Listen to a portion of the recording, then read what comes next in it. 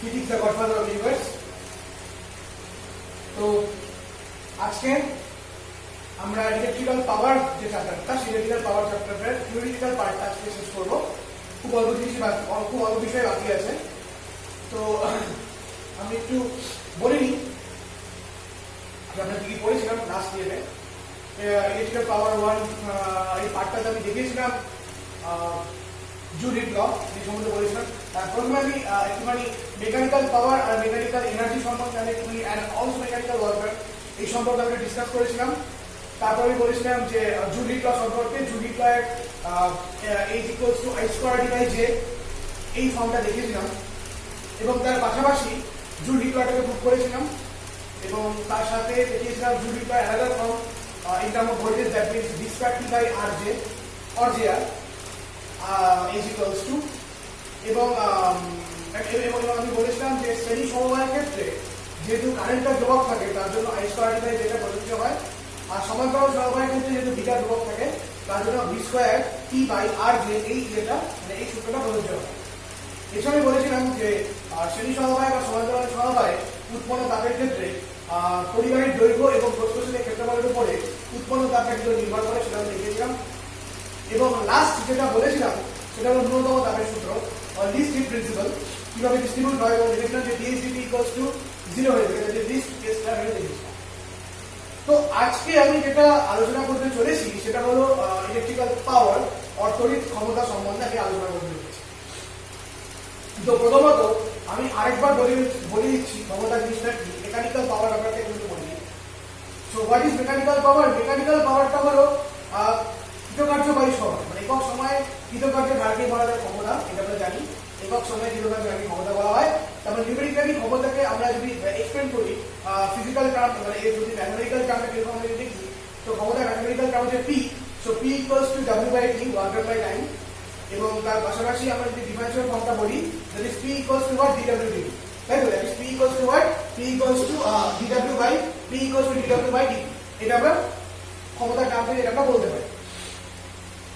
এবং পাশাপাশি আমরা যদি ক্ষমতার এককে আসি তাহলে ক্ষমতা এককটা বলা হয় এবং কৃতকার্যের একক যেটা হবে সেটা কৃতকার্যের একক বাই সময় একক, এটা হচ্ছে ক্ষমতা।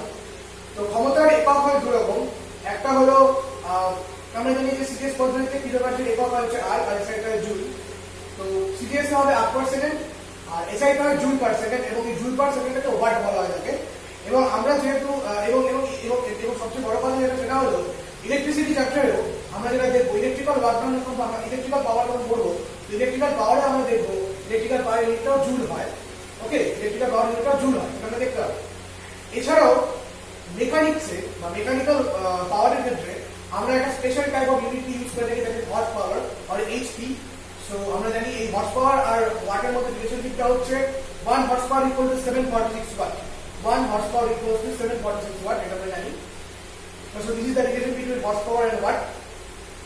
And one more thing, আমি আগের দিন প্যাসিভ রেজিস্ট্যান্স সম্বন্ধে জিজ্ঞাসা করেছিলাম, হোয়াট ইজ প্যাসিভ রেজিস্ট্যান্স। তো তোমরা ফলো করোনি, তো আমি আজকে আনসারটা বলবো না, আমি আমার নেক্সট ভিডিওতে আনসারটা বলে দেবো প্যাসিভ রেজিস্ট্যান্সের। আজকে বলছি না আমি, তো তোমরা একটু চেষ্টা করো, ভাবো, দেখো, গুগলে হেল্প বলতে পারো, কোনো চাপ নেই। তো প্যাসিভ রেজিস্ট্যান্স, ওকে। তো এখন আমরা এই মুহূর্তে শুরু করতে চলেছি ওই ইলেকট্রিক্যাল পাওয়ার সম্বন্ধে। সো লেটস স্টার্ট, চলো শুরু করা যাক electrical power.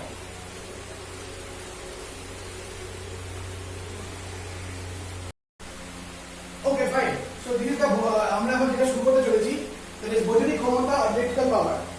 Now from the definition of work done and charge, from the definition of potential, so V equals to what? W by Q. এটা আমরা জানি, V equals to what? W by Q.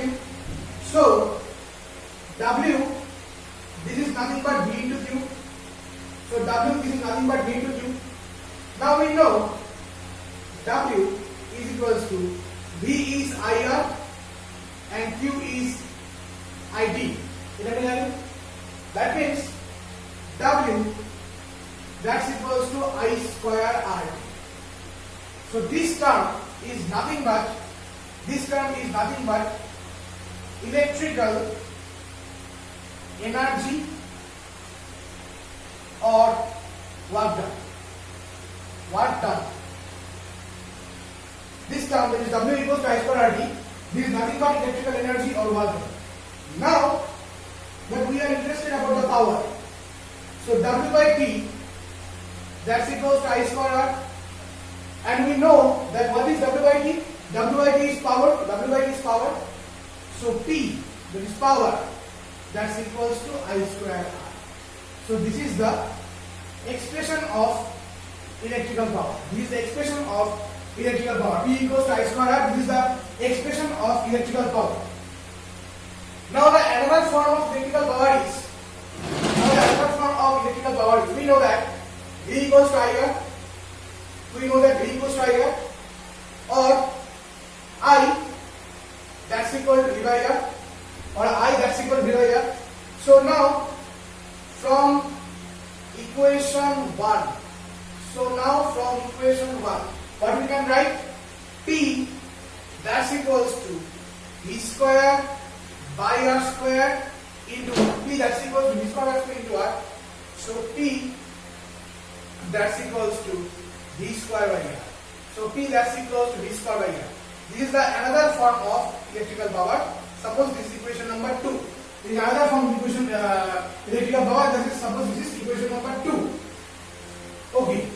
Now the another term is from equation 1. Again from equation 1, we can write P equals to, আমরা I টাকে এরকম লিখতে পারি, I square টাকে I into I লিখতে পারি into R. Now see this term very carefully. This term IR, what is IR? IR is V. So what is IR? IR is V. So P equals to V into I. P equals to V into I. This is equation number 3. তো শ্রীকৃষ্ণের 108 রূপের মতো ওর এখানে তিনটে রূপ দেখা যাচ্ছে, পাওয়ারের তিনটে রূপ এখানে দেখা যাচ্ছে।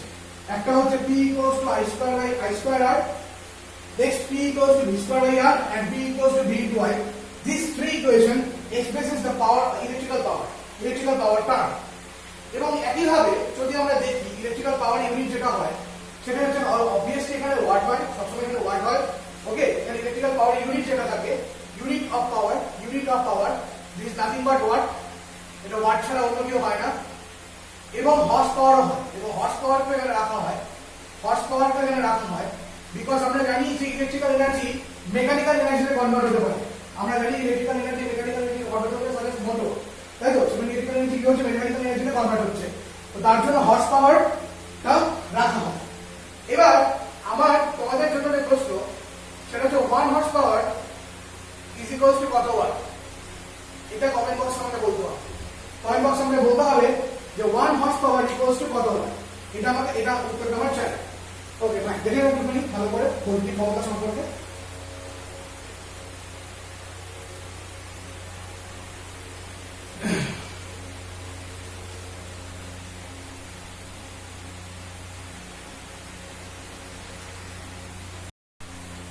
ওকে, তো এবার আমরা যেটা করব সেটা হলো তড়িৎ বর্তনীতে ব্যয়িত ক্ষমতা, that is power in electrical circuit, তো ফিগার 1 ছবিটা তোমাদের মনে হয় সবাই মনে আছে, তোমাদের নিশ্চয়ই মনে আছে এটা কি এটা আমরা করেছিলাম নষ্ট বল করার সময়। তো এখান থেকে আমরা E এর ভ্যালু যেটা পাই, E equals to I into capital R plus small r, এটা আমরা পাই। It is I, that's equals to E by capital R plus small r. I, that's equals to E by capital R plus small r, এটা আমরা জানি। So বর্তনীতে ব্যয়িত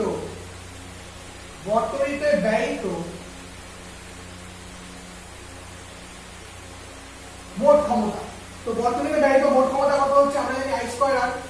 এবার গোটা সার্কিটের মধ্যে কিন্তু দুটো রেজিস্ট্যান্স আছে, এই ক্যাপিটাল R আর এই internal resistance small r।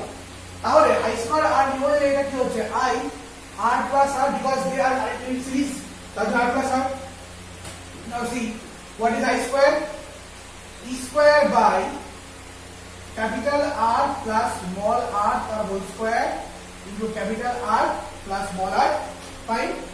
So what we get from here? তো একটা যদি এখানে ক্যান্সেল হয়ে যায় তাহলে আমরা যেটা পাই সেটা হলো E square by capital R plus তাহলে আমরা বর্তনীতে মোট ব্যয়িত ক্ষমতা কত পাচ্ছি E square by capital R plus E square by capital R plus small R. Okay, now এবার যেটা হবে সেটা হলো বহির বর্তনীতে প্রাপ্ত ক্ষমতা। এবার আমরা এটা ক্যালকুলেট করতে চলেছি, সেটা হচ্ছে বহির বর্তনীতে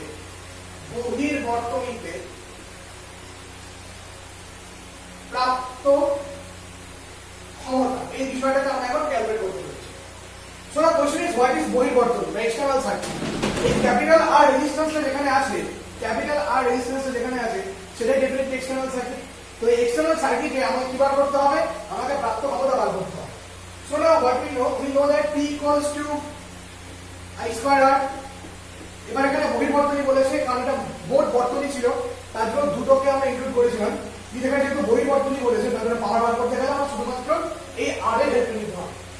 নাও C P equals to what is I square, what is I is this, that means E square capital R divided by capital R plus small r তার whole square, capital R plus small r তার whole square.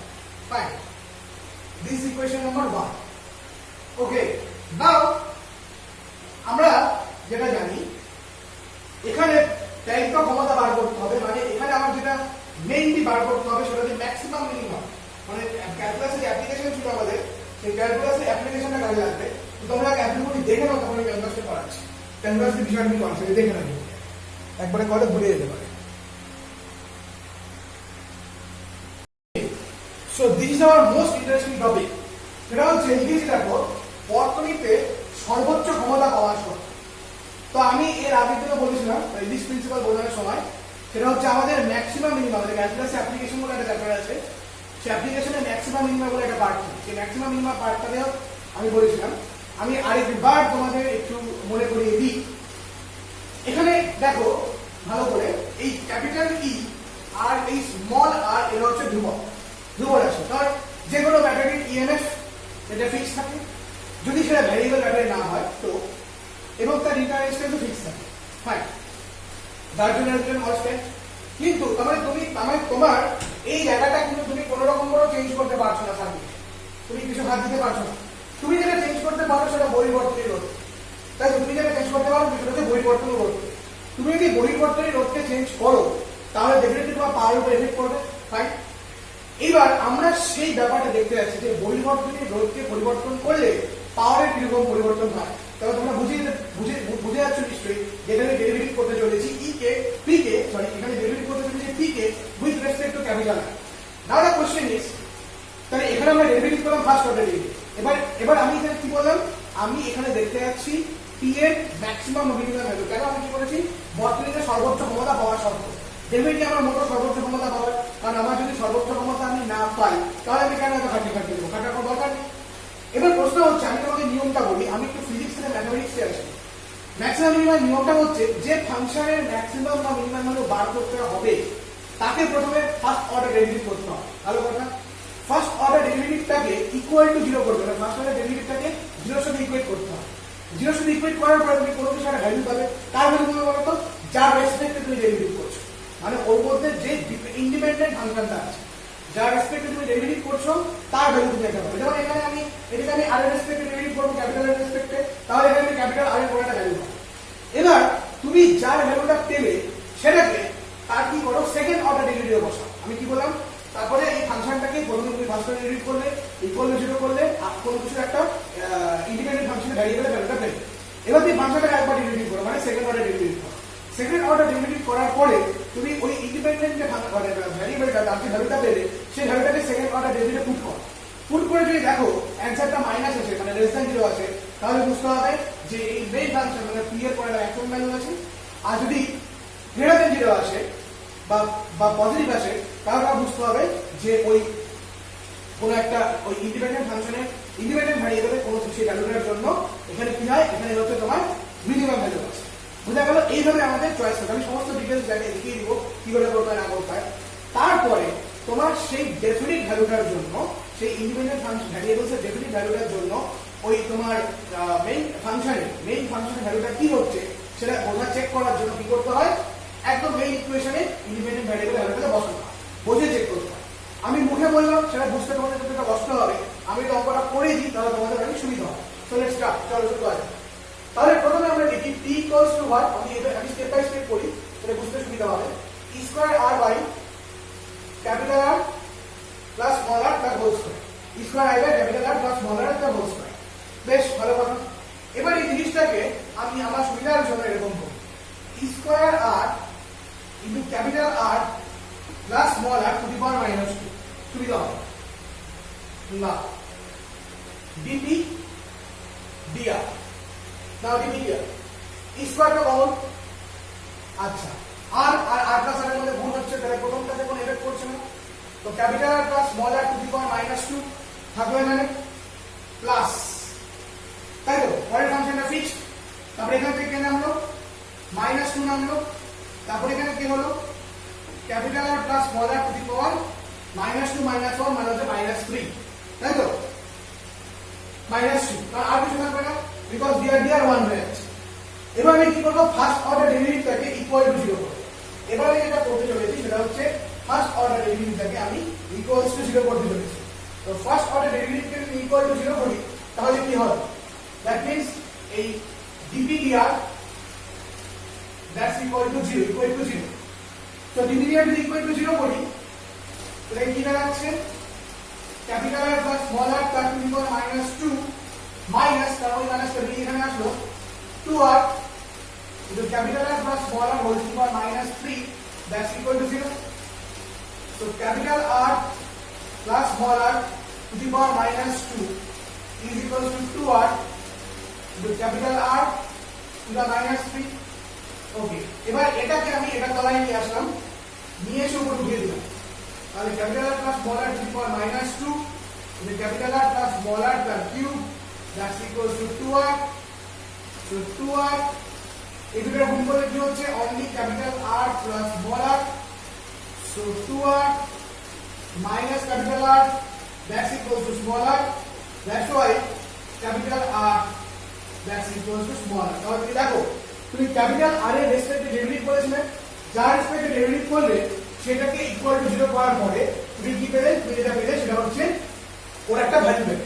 নাও আমরা এবার second order derivative করব, মানে d2p dr2, d2p dr2।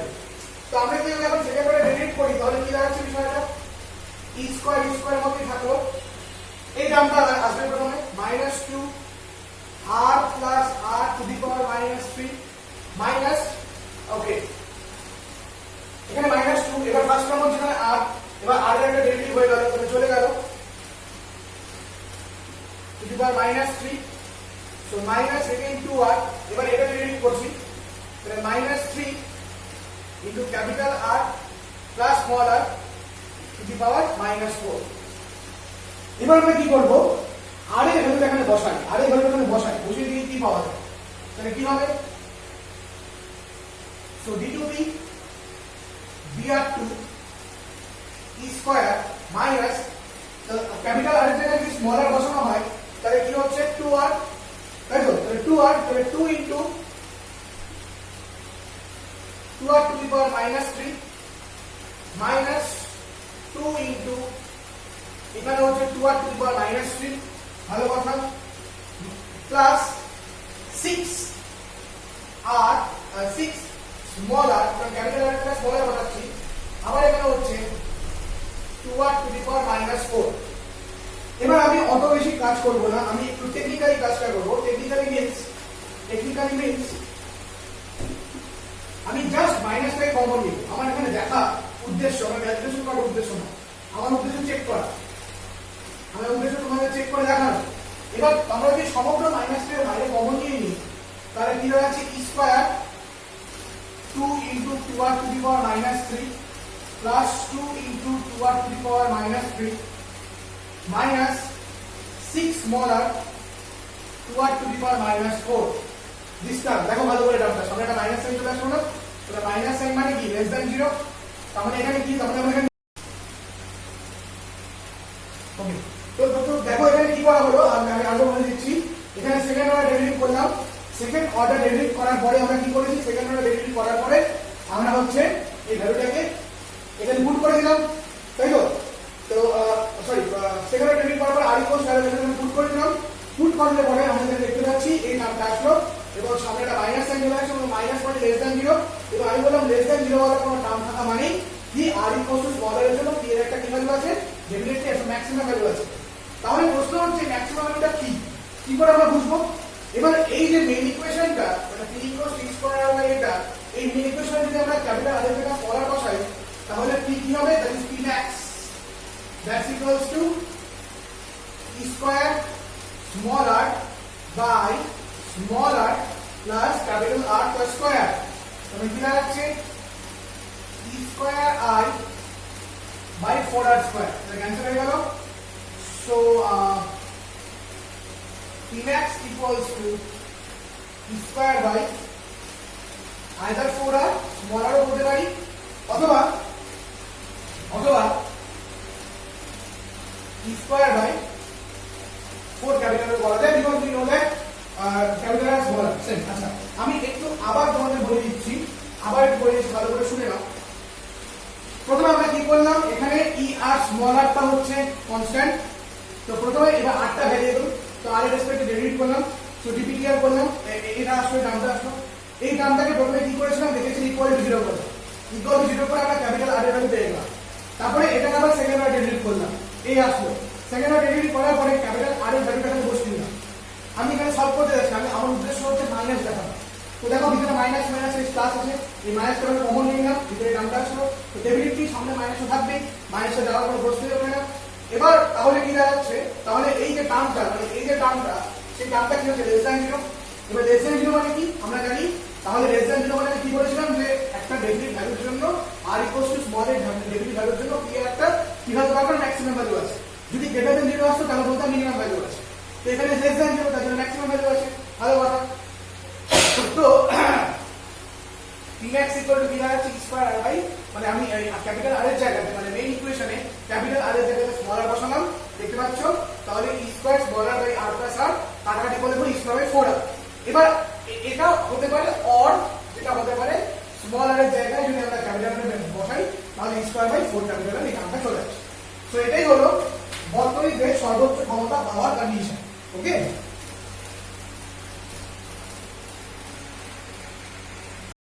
ওকে।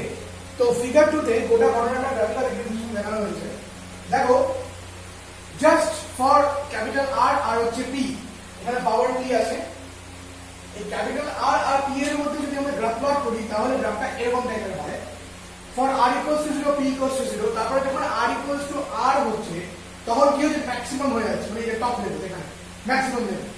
তারপরে ধীরে ধীরে down হয়ে যাচ্ছে, মানে 2 আর 3 আর এই সমস্ত জায়গা দিকে ধীরে ধীরে ডাউন হতে নিচে নামবে।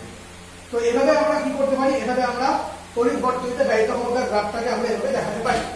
এবার যেটা ইম্পর্টেন্ট কথা বলা সেটা একটু বলি, সেটা হলো আমি এই টপিকগুলো তোমরা খালি একটু পড়ে নেবে বই থেকে, কারণ আমি বলছি না, কারণ তোমরা এগুলো জানো, পড়েছো, বলা মানে লেখার সময় না। যেমন তোমরা পড়বে হচ্ছে ওয়াট পার আওয়ার কাকে বলে, ওয়াট পার আওয়ার জিনিসটা পড়বে, তারপর BOT board of trade unit বা কিলোওয়াট পার আওয়ার এই ব্যাপারটা একটু পড়ে নেবে ভালো করে। ওকে, এই ডেফিনেশনগুলো একটু বইতে ভালো করে পড়ে নেবে, মানে পাওয়ারের ডেফিনেশন। কারণ এগুলো তোমরা ক্লাস 10 লেভেলে যা যা পড়েছো সেই একই জিনিস আছে, আলাদা কিছু নেই, একই গল্প। তো এখন আমি যেটা শুরু করবো সেটা হচ্ছে শ্রেণী সমবায় এবং সমান্তরাল সমবায় এই এফেক্টটা কিরকম পড়ে, মানে ক্ষমতার এফেক্টটা কেমন পড়ে সেটা আমি এখন দেখাতে চলেছি। তো এখন শুরু করি। আগে গ্রাফটা তোমরা একটু লিখে নাও, খাতার মধ্যে তুলে নাও গ্রাফটা, হ্যাঁ, তারপরে তোমরা শুরু করতে পারবে।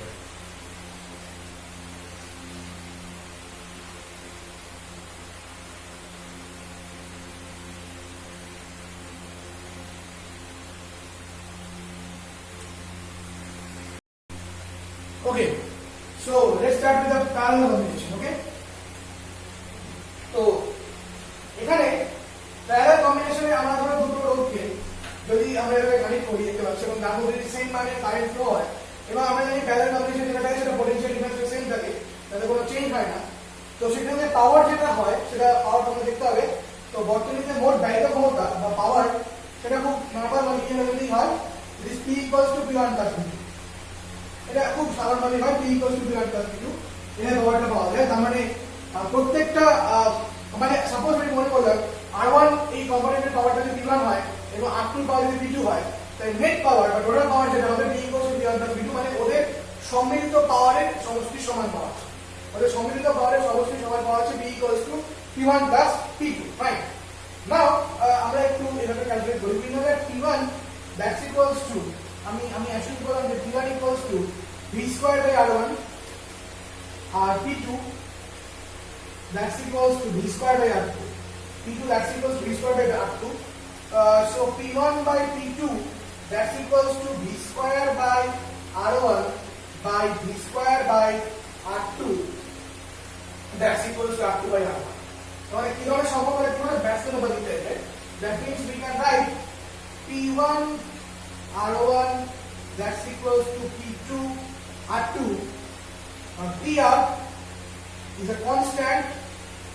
That means P proportional 1 by R. P proportional 1 by R. তার মানে তুমি বর্তনীতে রোধের মান যত বাড়াবে পাওয়ার তত কমবে।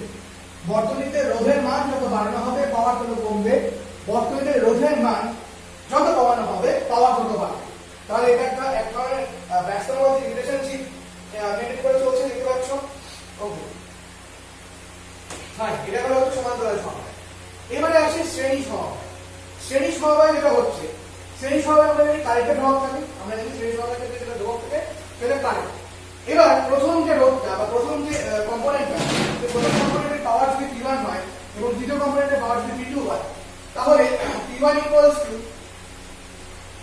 I square R1, no doubt, and P2 that's equals to I square R2. P2 that's equals to what? I square into R2. Fine.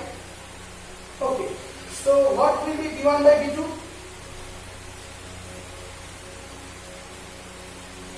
So that will be nothing but R1 by R2. So P1 by P2 is nothing but R1 by R2. Fine. So now what happens? Okay, P1 by P2 that's equals to R1 by R2. আমি একটা কাজ করি, let's take এটাকে P1 dash P2 dash করি।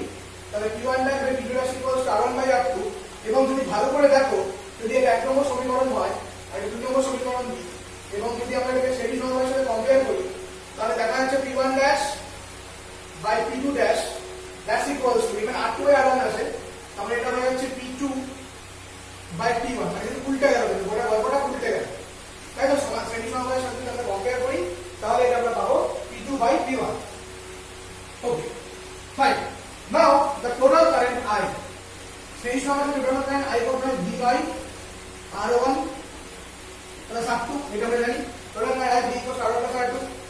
So the total power, so power P dash that's equals to I square R, that's equals to I square not R, এটা total যেহেতু করতে হচ্ছে I square R1 plus R2, কারণ দুটোই series কম্বিনেশনে যুক্ত, তাহলে I square R1 plus R2. So P dash equals to V square by, যদি আমরা এটা ভ্যালু বসাচ্ছি স্কয়ার হয়ে যাচ্ছে, একটা নিচে কেটে গেল, তাহলে নিচে চলে আসলো R1 plus R2.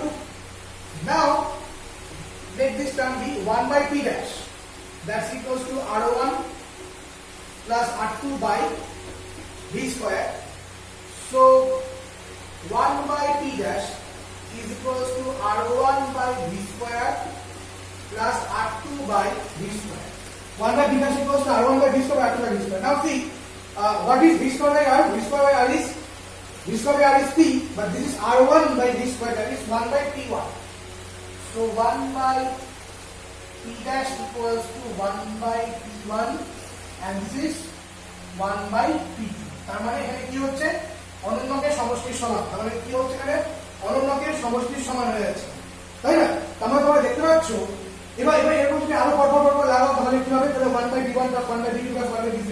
তার মানে তোমরা দেখতে পাচ্ছ এখানে পাওয়ারটা গেইন হচ্ছে। প্যারালাল কম্বিনেশনে যেখানে পাওয়ারটা গেইন হচ্ছে, সিরিজ কম্বিনেশনে ডেফিনেটলি পাওয়ারটা কি হচ্ছে? লস হয়ে যাচ্ছে। এবং সেই কারণে আমাদের হাউসহোল্ড ওয়্যারিং যখন করা হয় বাড়িতে, সেই হাউসহোল্ড ওয়্যারিং কিন্তু আমাদের সমস্ত কানেকশন কিন্তু প্যারালাল কম্বিনেশনে করা হয়ে থাকে, সিরিজ কম্বিনেশনে কিন্তু কোনো কানেকশন করা হয় না। কারণ সিরিজ কম্বিনেশনে পাওয়ারটা কি হচ্ছে? পাওয়ারটা কমে যাচ্ছে। পাওয়ারটা আমরা কি চাবো? আমরা চাবো হচ্ছে পরপর সব যদি কানেকশন থাকে তাহলে পাওয়ারটা বেশি হয়, বেশি পাওয়ার যদি আমরা সবকিছু ঠিকঠাক হয়। তো সেটা কিন্তু সিরিজ কম্বিনেশন হচ্ছে না, সেটা হচ্ছে কোনো প্যারালাল কম্বিনেশন। তার জন্য সমস্ত হাউসহোল্ড ওয়্যারিং এ সমস্ত কিছু কানেকশন কিন্তু প্যারালাল কম্বিনেশনে করা হয়ে থাকে, নট ইন সিরিজ কম্বিনেশন।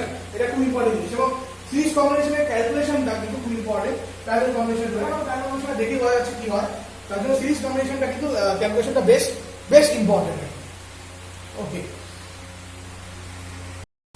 ওকে তো এখন আমরা আমাদের চ্যাপ্টারের প্রায় শেষ পর্যায়ে চলে এসেছি এটা বলি আমাদের এটা শেষ হয়ে যাবে so this is voltage and power rating কি ভোল্টেজ ও পাওয়ার এগুলো জানো ক্লাস 10 এ পড়েছো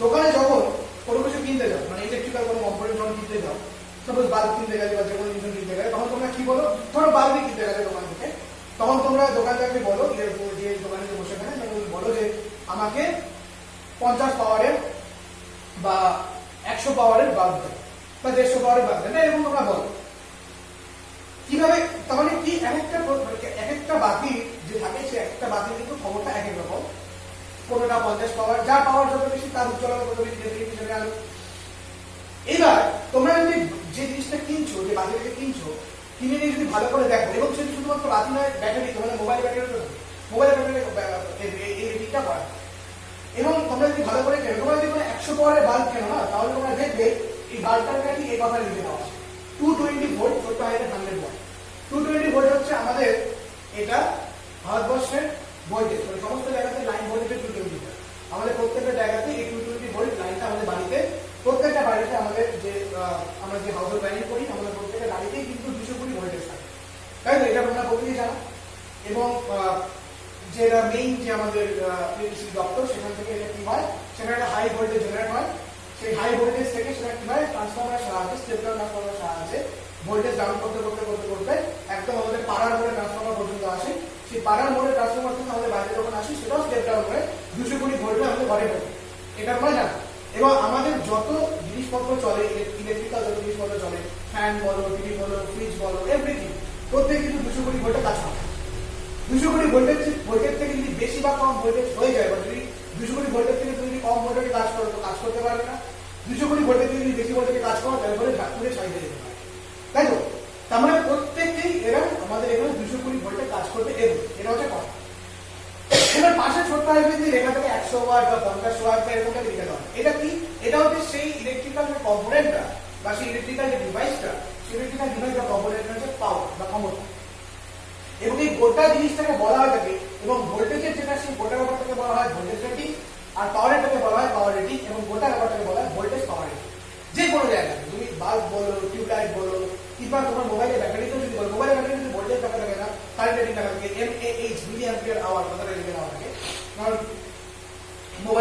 আমাদের মোবাইলের ব্যাটারি থেকে যে কারেন্টটা জেনারেট হয় ডিসি কারেন্টটা সেটা অ্যাম্পিয়ারে হয় না কারণ মোবাইলের ইলেকট্রনিক ডিভাইস আর ইলেকট্রনিক ডিভাইসে অ্যাম্পিয়ার কোনো কারেন্ট হয় না মিলি অ্যাম্পিয়ার কারেন্ট হয় সেটা আমি যখন তোমাদের ইলেকট্রনিক্স অ্যানালগ ইলেকট্রনিক্স যখন পড়াবো তখন আমি বলবো কারণ এতটা হিউজ কারেন্ট আমাদের মোবাইলে দরকার পড়ে না মিলি অ্যাম্পিয়ারে কারেন্ট থাকে মিলি অ্যাম্পিয়ার মানে in order of 10 to the power -3 এখানে থাকে কিন্তু আমাদের বাড়ির যে কোনো জায়গাতে মানে ফ্যান বলো টিভি বলো ফ্রিজ বলো এই সমস্ত জায়গাতে কিন্তু কারেন্টের জন্য অ্যাম্পিয়ারে কারেন্ট দরকার তো প্রশ্ন হচ্ছে এই যে ইনফরমেশনটা থেকে আমরা কি কি পেতে পারি এটা হচ্ছে কথা এখানে অনেক কিছু আমরা পেতে পারি ফার্স্ট ইনফরমেশনটা যেটা পেতে পারি P ইকুয়ালস টু যেটা হয় সেটা হচ্ছে V পয়েন্ট এটা আমরা জানি তো P মানে 100 V হচ্ছে 220 ইনটু I তার মানে I ইকুয়াল টু দাঁড়াচ্ছে 10/22 দ্যাট মিন্স কাটাকাটি করলে 5/11 তার মানে ডেফিনেটলি যে সার্কিট যে কম্পোনেন্টের কথা আমরা বলছি সেই কম্পোনেন্টের মধ্যে যে কারেন্টটা পাস হতে পারে সেটা কত 5/11 একদম অ্যামাউন্ট অফ ম্যাক্সিমাম অ্যামাউন্টে এটা এই কম্পোনেন্টের মধ্যে দিয়ে কি করতে পারে পাস করতে পারে এটা আমরা জানি এর পাশাপাশি যেটা জানতে পারি সেটা হচ্ছে রেজিস্ট্যান্সটা তো তুমি V equals to IR so V equals to IR তো V হচ্ছে আমার 220 I হচ্ছে 5/11 into R so R equals to 220 into 11/5 that is 4 so 44/1 44 that is 484 ohm এবং জিনিসটার যে রেজিস্ট্যান্স তার রেজিস্ট্যান্সটা কত হচ্ছে 482 ওহমের মতো হচ্ছে তো এরকম টাইপের আমরা কিছু ইনফরমেশন এইসব জায়গা থেকে আমরা পাওয়ার রেটিং বা ভোল্টেজ রেটিং এইখান থেকে আমরা জানতে পারি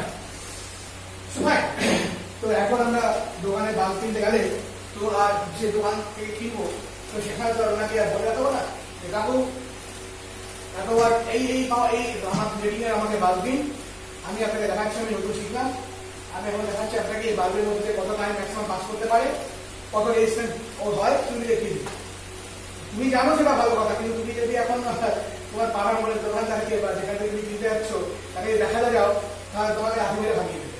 কারণ হচ্ছে আমার দোকানের সঙ্গে প্রচুর ভিড় থাকবে, অনেকেই কিনতে আসবে, তো সেখানে তুমি যদি তাকে ফিজিক্স বোঝাতে চাও তাহলে তো পসিবল না। কারণ ওনারও ফিজিক্স বোঝার কোনো সময় নেই, ইচ্ছাও নেই। ওনার ব্যবসা করার দরকার, উনি করেছেন, উনি জানেন, ডেফিনেটলি জানেন, না জানলে কি করে ব্যবসা করবেন।